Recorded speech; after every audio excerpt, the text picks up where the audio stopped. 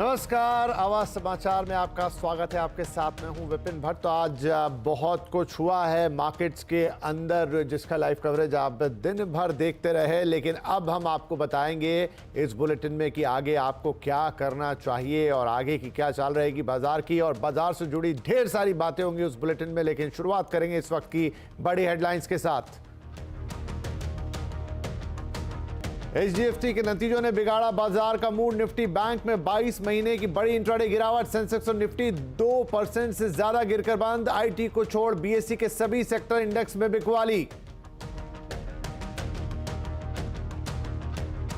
Thermal में करीब 80,000 megawatt और जोड़ने का हमने प्लान फाइनलाइज कर लिया है, तो ये करीब 2030 तक आ जाएगा हमारा। पूरे देश में एक रेट पर बिजली सप्लाई के पावर मिनिस्टर आरके सिंह के बयान के बाद आईईएक्स में भारी गिरावट। सीएनबीसी आवाज के साथ एक्सक्लूसिव बातचीत में पावर मिनिस्टर आरके सिंह ने कहा, मार्केट कपलिंग पर जल्द होगा अंतिम फैसला।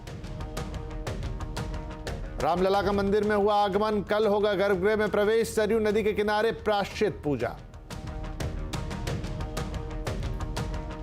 स्पाइस जेट की फ्लाइट में 2 घंटे से ज्यादा फंसा रहा यात्री। अचानक हुआ था टॉयलेट का दरवाजा बंद और लॉक खराब। लैंडिंग के बाद दरवाजा तोड़कर निकाला बाहर।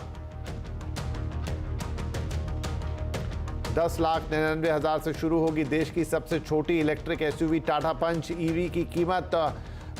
फुल चार्ज में 421 किलोमीटर चलेगी।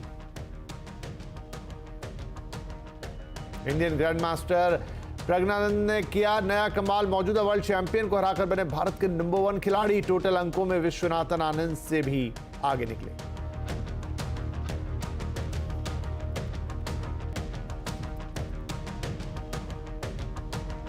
तो बाजार में आज भारी गिरावट का दिन रहा और कोहराम मचा। इतनी बड़ी गिरावट कई महीनों बाद बाजार ने देखी थी। जहां बाजार में हाई पर हाई बन रहे थे, आज वहां बाजार में 6 महीने की बड़ी गिरावट देखने को मिली। सेंसेक्स निफ्टी आज 2% से ज्यादा गिरे हैं और निफ्टी 460 पॉइंट गिरकर 21,500 पर बंद हुआ। इसके अलावा सेंसेक्स में 1600 अंकों से ज्यादा की गिरावट रही और यह जाके टिका 71,501 पर। लेकिन जहां सबसे ज्यादा कोहराम मचा वो था बैंक निफ्टी। 22 महीने की सबसे बड़ी इंट्राडे गिरावट आज जिसने देखी और 2061 पॉइंट गिरकर आज बैंक निफ्टी बंद हुआ। ये सब हुआ क्यों? क्योंकि एचडीएफसी बैंक, उसके नतीजे जिस तरीके से आए उसने बाजार को हिलाकर रख दिया। और खुद एचडीएफसी बैंक के अंदर भी आज हमने 44 महीने की सबसे बड़ी इंट्राडे गिरावट देखी है। तो ये आज बाजार में मचा है कोहराम और भारी गिरावट का हुआ बाजार शिकार। हमारे साथ हमारे सहयोगी सुमित मेहरोत्रा अब जुड़ गए हैं। तो सुमित, आज मार्केट में बहुत ही जिसे कहें कत्लेआम जैसी स्थिति मची। बहुत बड़े बड़े काउंटर्स धराशायी हो गए। कोई 22 महीने की ऊंचाई से गिरा तो कोई 44 महीने की ऊंचाई से गिरा। खासतौर पर बैंकिंग शेयरों का बुरा हाल रहा। तो सेक्टर वाइज और परफॉर्मेंस वाइज जब हम शेयर्स को देखेंगे तो क्या हाल रहे आज? देखिए, आज भारी भरकम बिकवाली का दिन था। ना केवल फ्रंटलाइन इंडेक्स में, निफ्टी में, सेंसेक्स में, निफ्टी बैंक में, बल्कि मिड कैप स्मॉल कैप में भी एक अच्छी खासी बिकवाली आते हुए दिखाई पड़ी। और इस बिकवाली के लिए पहली जिम्मेदारी आएगी अंतर्राष्ट्रीय बाजारों के संकेतों पर और दूसरी जिम्मेदारी आएगी एचडीएफसी बैंक पे, जिसने पूरे बैंकिंग सेक्टर का सेंटिमेंट बिगाड़ दिया और तमाम बैंकिंग शेयर आज भारी भरकम बिकवाली के साथ आए। क्योंकि सबको लगा कि जब बेलवेदर के ही नंबर इतने खराब हैं तो बाकी कंपनियों के और बाकी बैंकों के नंबर कैसे रहेंगे। तो इसलिए ICICI bank, IndusInd bank, axis bank, SBI सब में प्रेशर आता हुआ दिखाई पड़ा। लेकिन एचडीएफसी बैंक आज की कल्प्रिट था। 10% के आसपास का डिक्लाइन वहां पर आता हुआ दिखाई पड़ा। 1 लाख करोड़ की मार्केट कैप वहां वाइप आउट हुई। ओवरऑल सेंसेक्स की करीब 3 लाख करोड़ के आसपास की मार्केट कैप वाइप आउट होते हुए दिखाई पड़ी। सेक्टर स्पेसिफिक अगर आईटी को छोड़ दे, क्योंकि आज आईटी ने दारोमदार लिया फिर भी बाजार को संभालने का, तो अगर वो ना होता तो ये गिरावट का साइज और ज्यादा बड़ा होता। लेकिन फिर भी इन्फोसिस, टीसीएस, एलएनटी टेक जैसे कुछ नाम जो कि सपोर्ट कर रहे थे मार्केट को एक तरफ से, लेकिन दूसरी तरफ हेवी सेल ऑफ था बैंकिंग में, मेटल में, रियल्टी में, ऑटो में, पीएसयू में, एफएमसीजी में। इन सब में एक अच्छी खासी बिकवाली आज के सत्र में आते हुए दिखाई पड़ी। स्टॉक स्पेसिफिक स्टोरी छोड़ दे, यानी कि एलआईसी ऐसे शेयर जो कि तेजी में थे, एमआरएफ जैसे शेयर जहां पे खरीदारी आई, लेकिन अदरवाइज आज मार्केट्स के अंदर हेवी सेल ऑफ का डे था। मिड कैप स्मॉल कैप उतना सीवियर नहीं टूटे जितना सीवियर आज फ्रंट लाइन इंडेक्स में बिकवाली थी। और फ्रंट लाइन इंडेक्स के अंदर तो खास तौर से बैंक, जो कि आज पूरी तरह से बिकवाली के जिम्मेदार थे, 27% के आसपास की यहाँ पर वेटेज होती है बैंकिंग एंड फाइनेंशियल स्पेस की, तो वो पूरी तरह से बाजार को दबाव भी दे रहे थे और उसी दम पर आज भारतीय बाजारों में भारी बिकवाली बनते हुए दिखाई पड़ी। बिल्कुल, तो सुमित ये तो सूरत हाल, लेकिन वही मैंने आपसे कहा कि जैसे सेक्टर्स की बात करें, शेयर्स की बात करें, बताइए कौन कितना गिरा, क्या हाल रहे?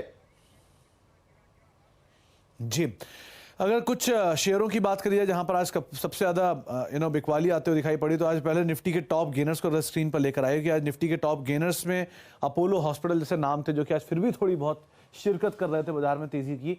HCL टेक 1.5% ऊपर था, टेक महिंद्रा में खरीदारी थी, SBI लाइफ करीब 1% ऊपर था, तो आधा से 1% ये बढ़त में कामकाज करते हुए। लेकिन बिकवाली में सबसे ऊपर नाम अकेला HDFC बैंक, 8.5% की बिकवाली यहां देखने को मिली। टाटा स्टील 4% नीचे रहा, कोटक महिंद्रा बैंक 3.5% नीचे रहा, एक्सिस 3% के आसपास की बिकवाली के साथ बंद हुआ। मिड कैप में गेनर्स में नेटवर्क 18 नंबर्स के बाद 10% ऊपर, DU18 नेटवर्क नंबर्स के बाद 8% ऊपर, कोचिन शिपयार्ड 7.5% ऊपर, अवंती फीड 5.5% ऊपर। लेकिन बिकवाली यहां पर भी IEX, एक और CNBC आवाज का इंपैक्ट, जिसमें पावर मिनिस्ट्री के साथ एक इंटरव्यू में जो बातचीत हुई उसके बाद तेज बिकवाली आते हुए दिखाई पड़ी। इजी ट्रिप 4.5% नीचे, रेस्टोरेंट ब्रांड एशिया 3.5% नीचे और बॉम्बे बर्मा 3.5% के आसपास की बिकवाली यहां देखने को मिली। और बैंकिंग में आज एक तरफा बिकवाली थी, तो HDFC bank, Kotak Mahindra bank, axis bank, IDFC first bank 3.5 से लेके 9% तक का एक बड़ी बिकवाली इस पूरे स्पेस में आते हुए दिखाई पड़ी। जी सुमित, बहुत शुक्रिया। ये था बाजार का हाल, कौन कितना गिरा, कहां क्या एक्शन रहा, सब कुछ सुमित ने बताया। वहीं CNBC आवाज के मैनेजिंग एडिटर अनुज सिंघल का कहना है कि मार्केट के लिए आज का दिन सबसे खराब दिनों में से एक माना जाएगा। वहीं निवेशकों को बाजार में थोड़ा थोड़ा पैसा लगाने की वो सलाह दे रहे। देखिए आज का एडिटर्स टेक।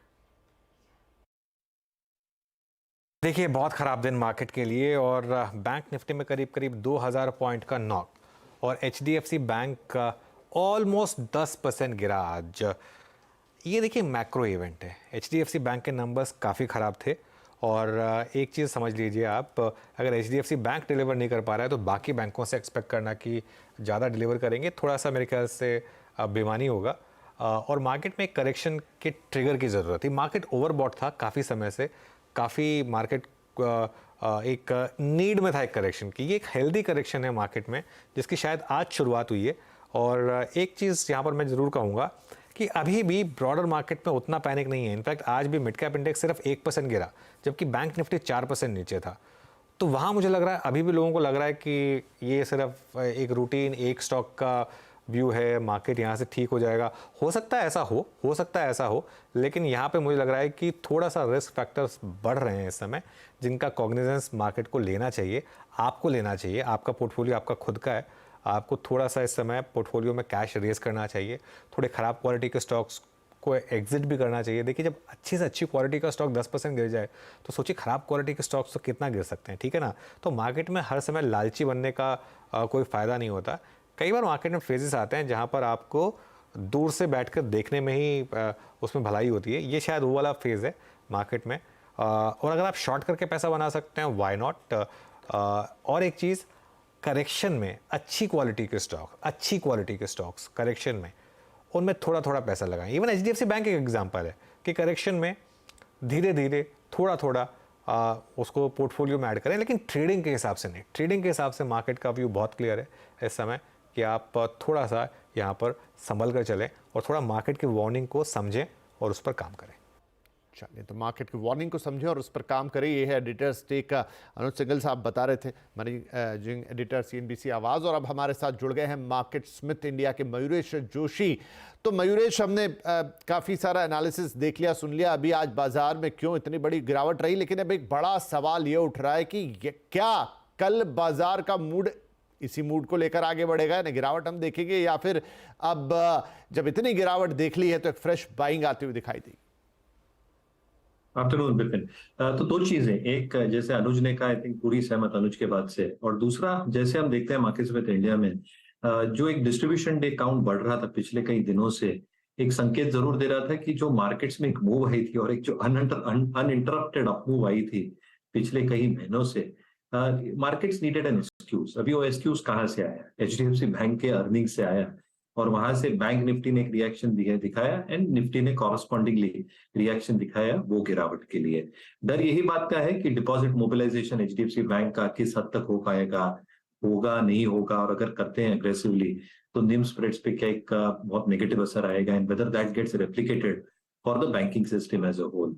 तो मेरे ख्याल से आई थिंक जो एक एक्सक्यूज मार्केट को चाहिए था वो आज मिल गया कहीं ना कहीं। I think global cues also have moved up quite sharply. तो जो हम एक ग्लोबल मैक्रो सिचुएशन देख रहे हैं, inflation is looking very stable, rate cuts का एक सिनेरियो शायद सेकंड हाफ में स्टार्ट हो जाएगा, और कहीं ना कहीं आई थिंक जो इकोनॉमिक एक्टिविटी है वहां पे एक स्टेबल साइंस ऑफ रिकवरी के देख रहे हैं globally x China. Having said that, I think जो इंडिया के मैक्रोज और माइक्रोज हैं ये काफी दुरुस्त लग रहे हैं दिस पॉइंट ऑफ टाइम, और इसलिए स्ट्रक्चरल डाउनसाइड शायद मार्केट्स में नहीं लग रहा है। हम देख रहे हैं जो 10 वीकली मूविंग एवरेज है जो 21,050 के आसपास है, ये अगर मार्केट डिफेंड कर लेता है तो वहां पे मुझे लगता है बेहतरीन बाइंग अपॉर्चुनिटीज मार्केट पेश करेगा इन्वेस्टर्स। जी, और खास तौर पे अगर मैं बैंकिंग शेयर्स की बात करूं यहां पर, तो किस तरह का मूड माहौल कल देखने को मिल सकता है नरेश?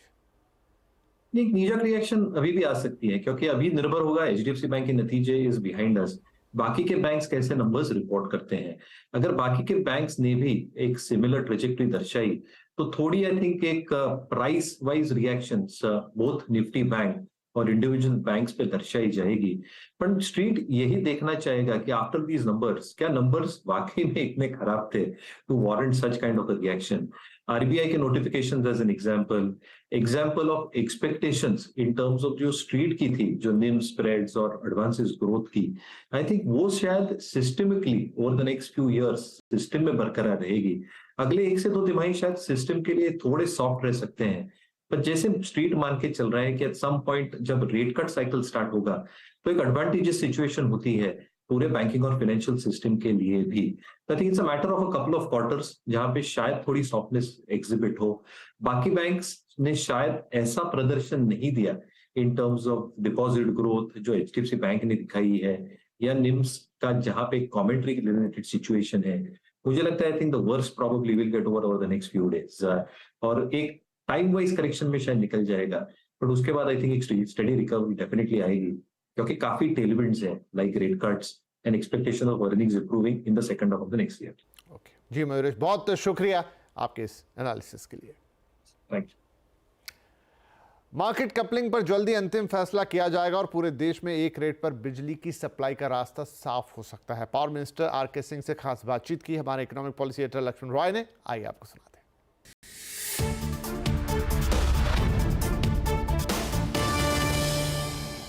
जिस तरीके से डिमांड बढ़ेगा, सप्लाई बढ़ेगा, ट्रांसमिशन लाइन बढ़ेंगे, पावर एक्सचेंज की जरूरतें बढ़ेंगी, इसके लिए आपने मार्केट कपलिंग का एक सुझाव दिया था। क्योंकि अभी ज्यादातर शेयर जो है आईएक्स के पास रहता है, तो मार्केट कपलिंग पर 30 सितंबर तक पेपर जारी करके कंसल्टेशन पूरा कर लिया गया, तो फाइनल डिसीजन कब तक अब हो जाएगा। देखिए, ये एक देश में हमने पूरे देश को एक ट्रांसमिशन लाइन से जोड़ दिया। अब आप बिजली कहीं भी पैदा करके कहीं भी बेच सकते हैं। ये भी देखिए, 2014 में एक देश के एक पार्ट से दूसरे पार्ट तक सिर्फ 36,000 मेगावाट हम ट्रांसफर कर सकते थे। आज उसको बढ़ा करके 1,16,000 मेगावाट तक कर दिया। वन नेशन वन ग्रिड कर दिया। तो ये वन मार्केट होना ही है। तो ये आप 2 मार्केट या 2 प्राइस नहीं चल सकता है। तो कोई डेडलाइन देंगे मार्केट कपलिंग? हाँ, जल्दी हो जाएगा। क्योंकि आपने खासतौर से तब कहा था जब ये आरोप भी उठा था कि आईएक्स के पास ज्यादा मार्केट शेयर है, तो आपको लगा कि हमको इससे मतलब नहीं किसके पास ज्यादा मार्केट शेयर है, कम मार्केट शेयर। बात यह है कि एक देश में एक प्राइस होना चाहिए, क्योंकि हमने पूरे देश को एक ग्रिड से जोड़ दिया है। सर, अब 427 से आगे क्या इन्वेस्टमेंट प्लान है? कितने प्रोजेक्ट अंडर कंस्ट्रक्शन है? हम थर्मल में करीब 80,000 मेगावाट और जोड़ने का हमने प्लान फाइनलाइज कर लिया है। तो ये करीब 2030 तक आ जाएगा हमारा, उसके पहले आ जाएगा। करीब 27,000 मेगावाट निर्माणाधीन है थर्मल, और करीब 12,000 मेगावाट हम बिड कर चुके हैं। करीब 21,000 मेगावाट हमारा क्लियरेंसेज में है ऑलरेडी। करीब उतना ही 20-22,000 मेगावाट हमारा ये लैंड ओवर आइडेंटिफाई हो गया है, उसको फिर फर्दर हम प्रोजेक्टाइजेशन कर रहे हैं। कुल मिलाकर के 80,000 मेगावाट हमको ये जोड़ने का हमने प्लान फाइनलाइज कर लिया। इस 80,000 मेगावाट में सरकारी का थर्मल में, हाँ, थर्मल में ज्यादातर जो है, ये ज्यादातर हमारा एनटीपीसी का है, डीवीसी का है स्टेट गवर्नमेंट की इसमें एनटीपीसी कितना कुछ बता सकते हैं? इसमें से हमको लगता है कि ब्रेकअप हमको चेक करना होगा, लेकिन ज्यादातर हमारा एनटीपीसी और डीवीसी का है, कुछ स्टेट गवर्नमेंट्स का है, प्राइवेट कुछ ही है। आपने जो थर्मल की बात की, अब चूंकि एक दबाव ये भी है कि जीरो एमिशन की तरफ हमें बढ़ना है, तो थर्मल के साथ साथ हमें एक समान अनुपात में हमें रिन्यूअल की तरफ जाना है। तो रिन्यूअल की क्या रोड मैप है? तो रिन्यूअल का अभी ये है कि देखिए, रिन्यूअबल एनर्जी में हम दुनिया के सबसे तेज गति से प्रगति करने वाले देश में से आ गए। आज हमारा रिन्यूएबल एनर्जी कैपेसिटी हो गया 1,80,000 मेगावाट। 99,000 मेगावाट मेरा निर्माणाधीन है। आइए ऐसा हुआ है कि हम लोगों ने, अब ये हम बताते हैं कि 2015 में COP21 में हम लोगों ने कहा था कि 2030 तक हमारी उत्पादन क्षमता बढ़ करके 40% हो जाएगी, जो हमारा कुल उत्पादन क्षमता का 40% रिन्यूएबल से होगा। वो हम अचीव कर लिए 2021 में, 9 साल पहले। और आज हमारी कुल उत्पादन क्षमता का 44% रिन्यूएबल है। तो ऑलरेडी हम दुनिया में अग्रणी देश में हैं, और कुल मिलाकर के 40-50 हजार मेगावाट हम बिड करते हैं हर साल। तो रिन्यूएबल में हम एक दुनिया में एक अग्रणी निकले, तब जबकि हमारा जो पर कैपिटा एमिशन है दुनिया में सबसे कम है। हमारा पर कैपिटा एमिशन ये औसत दुनिया के एवरेज से का 1/3।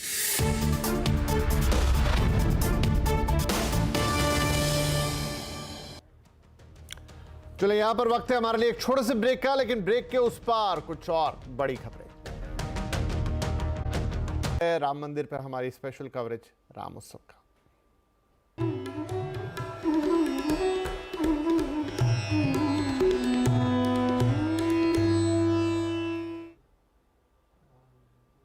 जैसे जैसे 22 जनवरी की तारीख करीब आ रही है, राम मंदिर का काम भी तेजी से पूरा किया जा रहा है। राम मंदिर की नई तस्वीरें सामने आई हैं। इसमें राम मंदिर के बाहर का हिस्सा दिखाई दे रहा है, जो लगभग बनकर तैयार हो गया है। भव्य मंदिर के अंदर का भी कुछ हिस्सा इन तस्वीरों में नजर आ रहा है। देखिए, ये राम मंदिर की ताज़ा तस्वीरें हैं, यानी आज की तारीख की, जहां पर आपको ये सामने का जो हिस्सा है ये पूर्ण होता हुआ दिखाई दे रहा है। और ये कुछ तस्वीरें अंदर की हैं, गर्भगृह से लेकर जो राम दरबार होगा और अन्य जो 3 मंजिल का ये पूरा मंदिर है, तो कुछ तस्वीरें अंदर से भी आई हैं। और ये ताज़ा तस्वीरें राम मंदिर की। अयोध्या में रामलला की प्राण प्रतिष्ठा के न्योते को लेकर देश में जोरदार सियासत हो रही है। सोनिया गांधी और मल्लिकार्जुन खड़गे के बाद अब एनसीपी प्रमुख शरद पवार भी 22 जनवरी को प्राण प्रतिष्ठा कार्यक्रम में शामिल नहीं होंगे। पवार को प्राण प्रतिष्ठा कार्यक्रम में शामिल होने के लिए राम मंदिर ट्रस्ट की तरफ से न्योता दिया गया है। हालांकि पवार ने कहा है कि वो अभी नहीं, बाद में राम मंदिर जाएंगे। उन्होंने इसके पीछे अपने स्वास्थ्य का हवाला दिया और इसे लेकर ट्रस्ट को चिट्ठी भी लिखी है। इससे पहले पवार ने कहा था कि राम मंदिर का शिलान्यास सबसे पहले पूर्व प्रधानमंत्री राजीव गांधी ने किया था और बीजेपी इस पर राजनीति कर रही है। या मंदिराचा इतिहास जर बघितला, तिथे मंदिर बाबरी मस्जिद फाडल्याच्या नंतर बांधण्याचा ज्यावेळी विचार झाला, त्यावेळेला त्याची परवानगी ही राजीव गांधी प्रधानमंत्री असताना झाली। त्याला शिलान्यास हा जो झाला तो राजीव गांधींच्या कालखंडामध्ये शिलान्यास झाला। नंतरच्या काळामध्ये काही लोक कोर्टामध्ये गेले आणि कोर्टामध्ये ती केस अनेक वर्ष चालली आणि आत्ता अलीकडं त्या केसचा निकाल लागला आणि मंदिर बांधायला जवळच्या जागेत कोर्टाने मान्यता दिली आणि त्याचं काम सुरू करण्याचा विचार हा या ठिकाणी आलेला आहे। राम मंदिर को लेकर जोरदार सियासत हो रही है। ज्यादातर विपक्षी दल प्राण प्रतिष्ठा कार्यक्रम से दूरी बना रहे हैं। क्या ऐसा करना विपक्ष की मजबूरी है और चुनाव में इसका क्या होगा असर? आज आवाज अड्डा में इसी पर होगी बड़ी बहस। शाम 7:57 पर जरूर जुड़िएगा हमारे साथ। आज का आवाज अड्डा, प्राण प्रतिष्ठा से दूरी, विपक्ष की कैसी मजबूरी। सरकार जल्द ही डीप फेक के खिलाफ आईटी रूल्स जारी करेगी, लेकिन क्यों बढ़ रही है डीप फेक की समस्या और इससे कैसे बचा जा सकता है, इस पर आज कंज्यूमर अड्डा में बातचीत होगी। डीप फेक अब रियल डेंजर, क्योंकि आपको याद होगा कि 2 दिन पहले ही सचिन तेंदुलकर ने भी इसकी शिकायत की और अब तो राजस्थान की एक एमएलए ने भी इसकी शिकायत की। तो आखिर क्यों बढ़ रहे हैं इस तरह के मामले और अब क्या इसका निवारण है, सारी बातें आज के कंज्यूमर अड्डा में। डीप फेक अब रियल डेंजर।